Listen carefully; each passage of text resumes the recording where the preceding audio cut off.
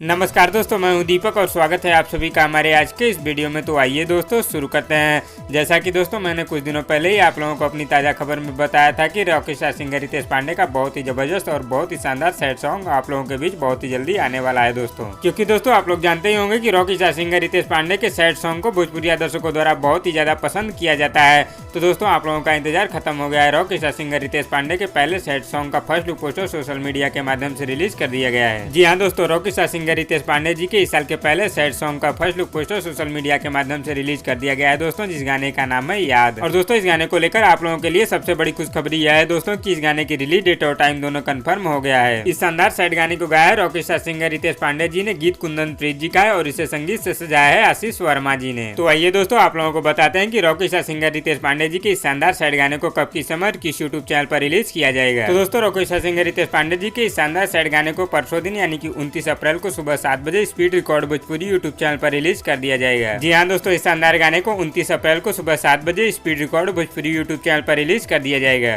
तो दोस्तों आप लोगों को rocky star singer Ritesh Pandey ji के आने वाले इस शानदार गाने का नाम कैसा लगा हमें नीचे कमेंट बॉक्स में जरूर बताइएगा। और वीडियो पसंद आए तो लाइक करिए और इसी तरह की चटपटी खबरों की डेली अपडेट के लिए हमारे यूट्यूब चैनल को भी सब्सक्राइब कर लीजिए। धन्यवाद दोस्तों।